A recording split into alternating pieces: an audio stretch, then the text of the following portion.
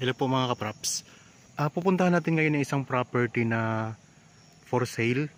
Dito po tayo ngayon sa bayan ng Lucban, Quezon. Ang property po, ang ating pupuntahan ngayon ay nasasako po siya ng Barangay Igang, Lucban, Quezon. Bali 10 minutes lang ang distansya mula dito sa property papunta po sa mismong town proper ng Lucban. So ito po yung Barangay Road mga kapraps. Ito yung way o direction papunta po sa town proper ng Lucban.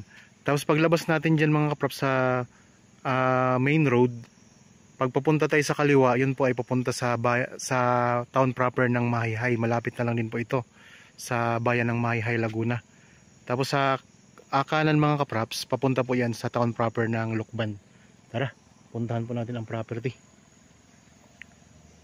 Bali tabing kalsada lang din po ito mga kapraps ang ating pupuntahang property. So ito po mayroon tayong dadaanan na rough road na maiksi lang naman mga kapraps na rough road. So ang property na i-offer ko sa inyo ngayon, bali ang dalawang property ito, dalawang title. Ang sukat po ay mayroong 1.4 hectares at saka 1.7 hectares. Mayroon siyang katabi na ilog at ang kagandahan, tabing barangay road lang din. Ayan na po mga kapraps ang property.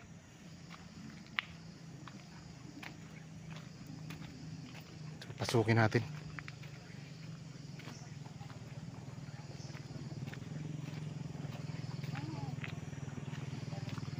So unahin natin muna itong 1.4 hectares.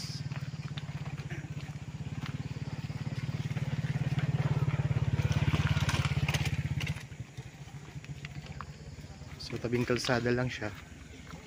Ayan po ito frontage na ito ng property. So dire-diretso po yan. May kalsada po dyan diretso. So itong unahin kong ipakita sa inyo, ito yung 1.4 hectares mga kapraps. Tingnan natin ang loob. Actually nandito na tayo sa loob ng property. Ayan po ang barangay road. Tara, ikutin natin. Tapos ipakita ko rin sa inyo ang katabing ilog nito. Ayan, ito yung mga tanim niya. Dito may carabao grass na tanim. Yung lupa, ayan o. May mga tanim na carabao grass yan. Tapos may mga punong kahoy at may mga puno ng niyog. So, marami siyang mga tanim. Mayroong mga langka, may mga langka doon sa part na yun. Tapos sa gilid ng property, may mga tanim din na kawayan.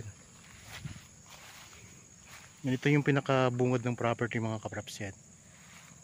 So yun po ang barangay road. Tapos meron din siyang puno ng santulo.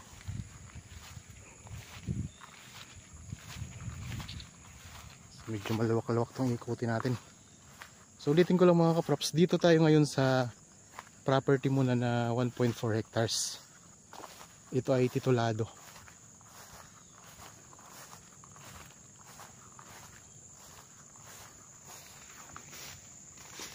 So medyo makulimlim ngayon ang panahon kasi mayroong paparating kasi na bagyo.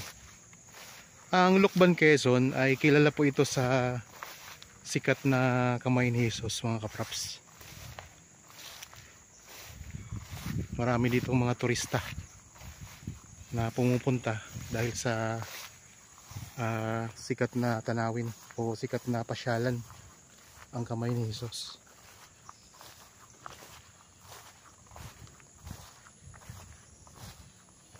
Yan, ito may mga iba't ibang mga tanim na mga punong kahoy.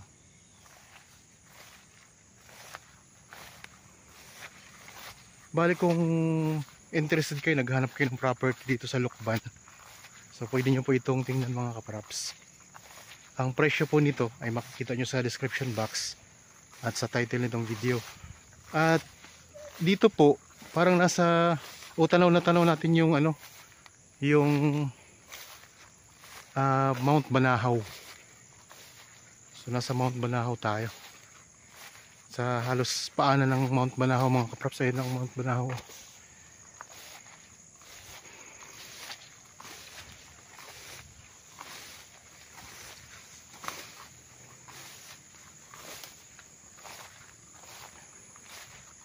Puntahan natin ang tabing ilog.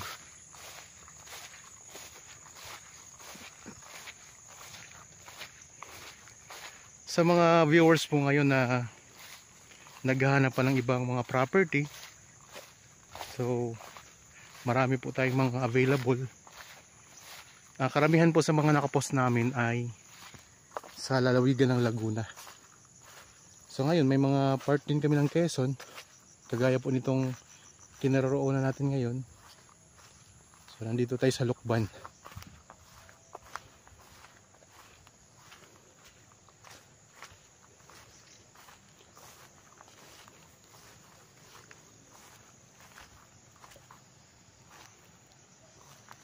Okay, dito yung way papunta sa ilog mga kaprops. So dito sa gilid, itong kinaroroonan natin ngayon, ang lupa ay pa-slope siya papunta sa ilog. So elevated po ang property mula sa ilog mga kaprops, kaya walang baha dito sa property.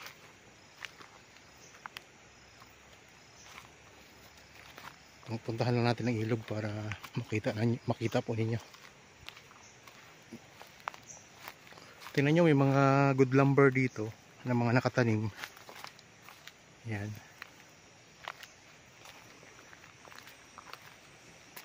So yan po ang ilog mga kaprops. Natatakpan lang ng mga kawayan. So, try natin puntahan para makita nyo po.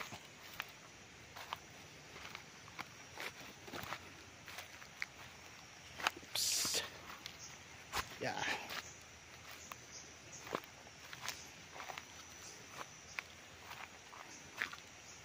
Daming tanim na kawayan. Kung sakaling gusto nyo magtayo ng ng kubo, magpagawa ng kubo, ayan, may mga kawayan na po kayo mga kaprops. Bali itong ilog kasi, ito yung boundary mismo ng property. So ito yung property mga kaprops. Nandito sa gilid papuntang ilog, medyo pa slope ang lupa. Pag ganun siya mga kaprops. Ayan. Sa mga viewers po natin ngayon, makisuyo naman po ako, baka pwedeng paki-follow na rin po ng aking Facebook page at saka yung TikTok account ko mga kaprops. Marami din po ako mga nakapost doon, mga short videos ng property.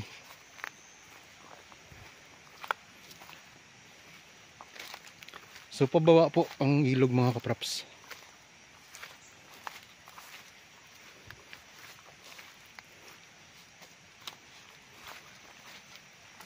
Yan. Punta natin sa baba.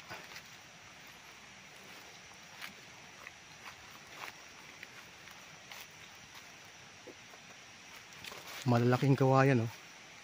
Ang daming mga kawayan malalaki.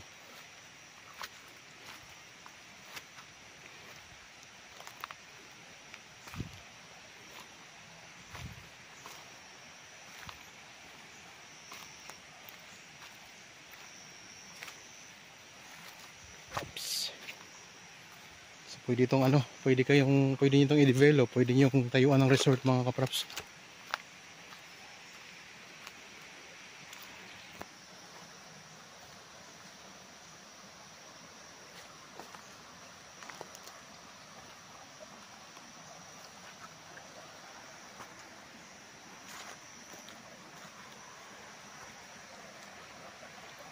Malinis siya na sapa.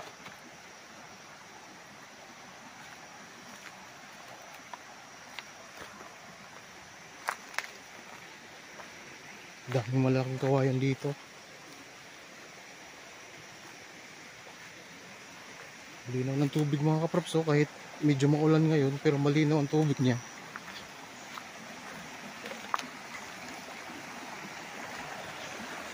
Yan. Dito na tayo.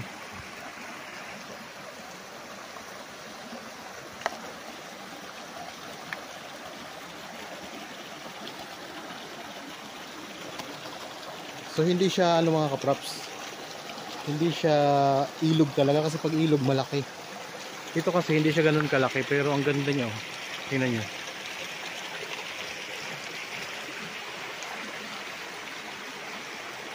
Ayun, oh. Yan, pwede ditong mag-swimming.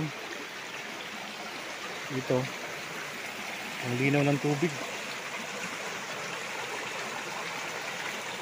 So, maganda mga kaprops. Katabi ng isang magandang sapa itong property. 1.4 hectares ito mga kaprops. Ganon din naman po, kasi diretso po ito. Boundary po ito ng property. Papunta doon ay nandun din po yung 1.7. So ngayon, dito tayo sa 1.4. So ito yung pinakakatabi niya na pinaka-boundary. Yung magandang sapa mga kaprops.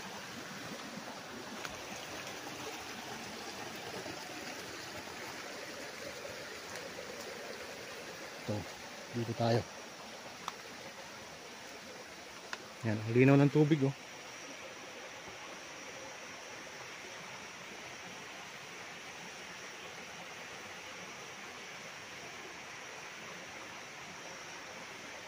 So kung kayo po ay naghahanap ng property na may source ng tubig, may sapa, mayroong bukal, mayroong kasi itong bukal mga kaprops dito mismo sa property.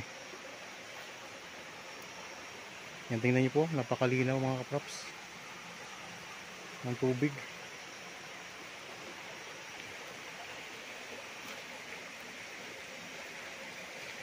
Ganda.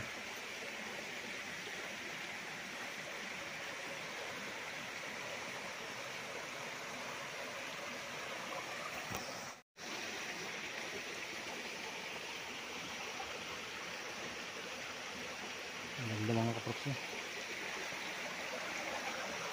Balik na tayo doon sa taas.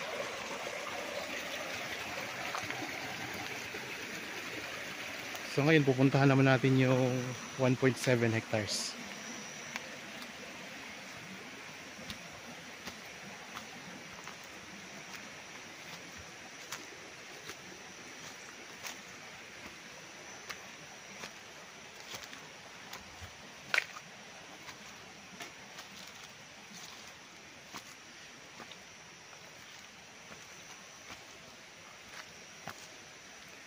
Kung naghahanap po kayo ng mga property na medyo maliit ng sukat, pumili lang po kayo dyan mga kaprops sa aking mga nakapost, kasi marami pa po tayong available dyan.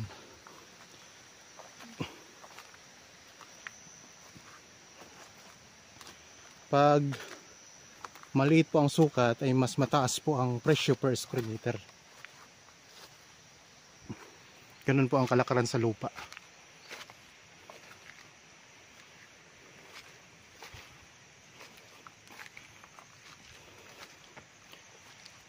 Dito tayo ngayon sa may part na slope ng property. Galing tayo doon sa ilog mga kaprops, sa sapa.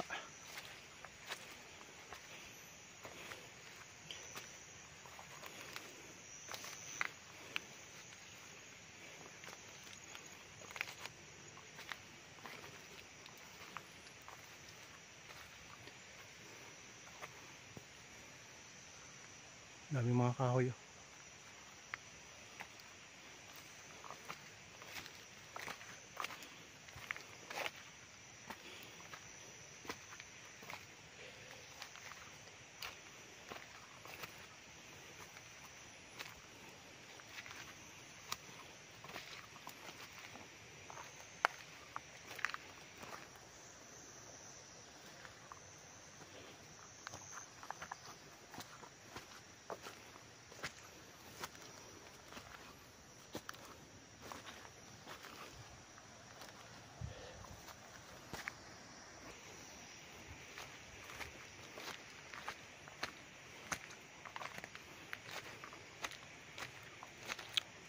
Yan mga kaprops, nandito na tayo ulit ngayon sa itaas na bahagi ng property. So kasi sabi ko kanina ay elevated po yung property mula sa sapa. Yan, dito mga kaprops, patag na patag ang lupa. Tingnan nyo.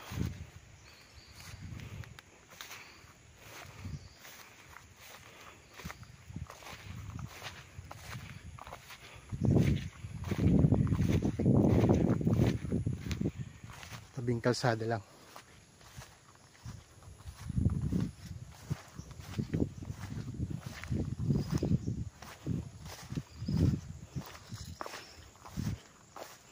Farmland ito mga kaprops, agricultural land.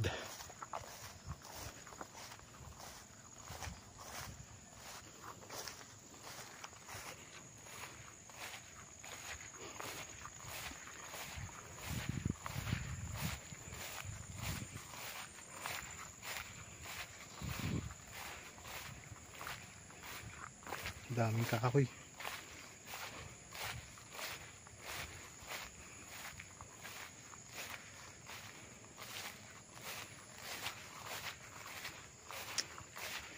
Dito tayo sa puntahan natin yung pinaka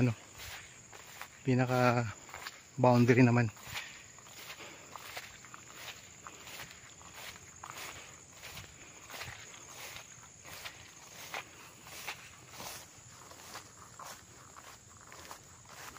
Ang lupa ay nababalot na siya ng Carabao grass.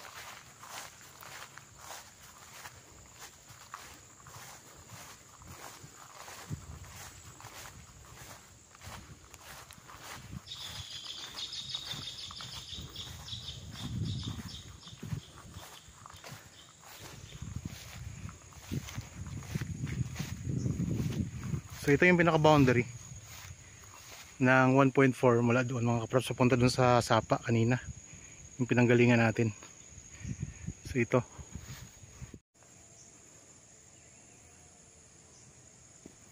tapos papunta naman po yan sa tabing kalsada mga kaprops.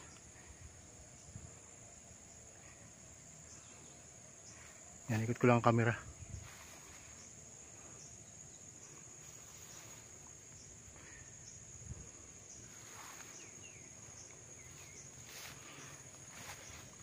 Tapos ang katabi nito, ito na po yung 1.7 hectares. Ito mga kaprops. So, tabi din po ito ng sapa kasi magkatabi lang naman itong property na dalawa. So doon po ang sapa, yung pinanggalingan natin kanina. Yan, pag ganun yan. Tapos yun yung Mount Banahaw.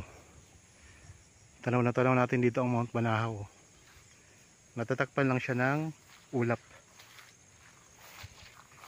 So itong 1.7 hectares ay wala siya masyadong tanim. Nasa gilid lang po. So sa gilid-gilid lang po ng property yung mga tanim.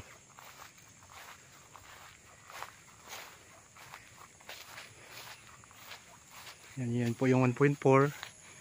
Ito yung 1.7.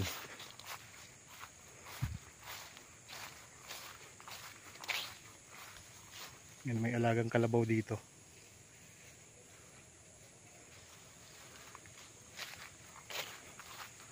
Punta tayo dun sa may tabing kalsada mga kaprops.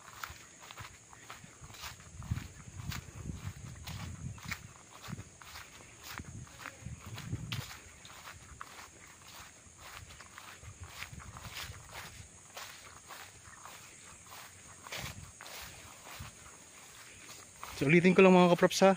Ang property na ito, itong pinakita ko sa inyong dalawa, ay titulado to. Tapos ang sukat, yung una kong dinaanan, yung una kong pinakita sa inyo ay 1.4 hectares. Tapos ito naman ngayon, nandito tayo sa 1.7. Pareho po na tabi ng magandang sapa at pareho pong katabi ng kalsada.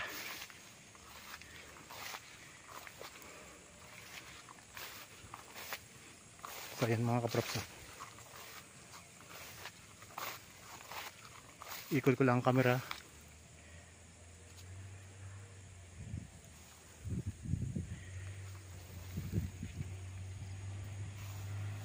Ayan. Tapos ito na po yung kalsada mga kaprops.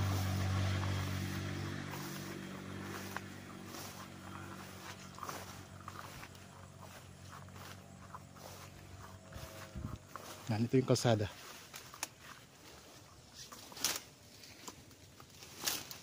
Dito na tayo dadaan para ma-videohan din natin ang kalsada.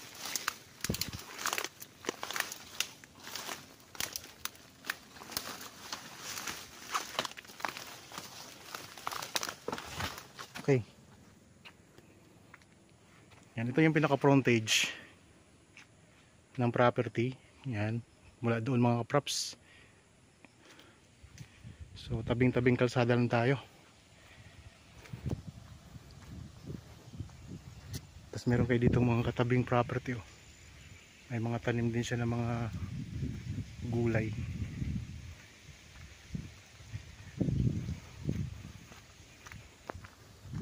Kung mahilig kayong magtanim, napakaganda nito dito. Ang ganda ng lupa.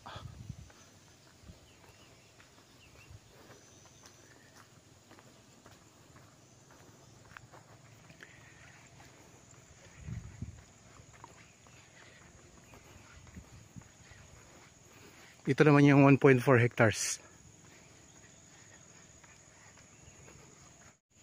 Ito naman po yung pinaka-front ng 1.4 hectares mga kapraps. Magkarugtong lang itong dalawa eh. 1.7 at 1.4 hectares. Kung sakaling nagustuhan nyo pareho, pwede nyo bilhin mga kapraps to. Pareho mo ninyo nang bilhin. Ayan na naman po ang presyo, makikita nyo po sa description box at sa title nitong video. Sa mga viewers pala ngayon na mayroon ding property na gustong ibenta, so pwede kayong mag-message sa amin para mapuntahan namin yung property at ma-feature din natin sa aking YouTube channel.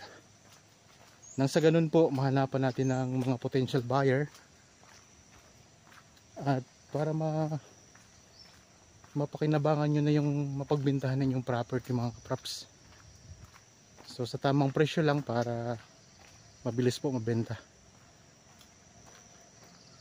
So dito naman po sa channel ko mga kapraps, kung ano yung napapanood nyo sa video, yun din po yung makikita nyo ng actual.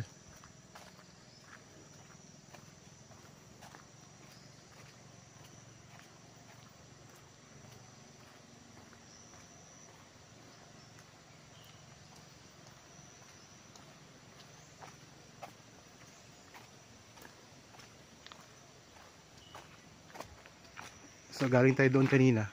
Ayun ang mga motor. Yung pinakasimula ng video kanina mga kapraps. Umikot lang tayo.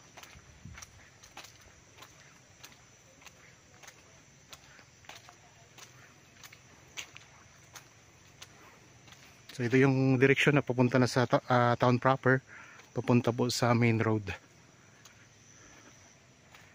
Okay, sana nagustuhan nyo po ang property na ino-offer ko sa inyo ngayon. Para po sa mga bago pa lang sa akin channel at napadaan lang dito sa akin channel, huwag nyo pong kalimutang mag-subscribe at pindutin na rin po ang notification bell para maging updated kayo sa mga bagong property na i-offer namin. Maraming salamat po, lagi tayong may ingat at God bless po sa ating lahat mga kapraps.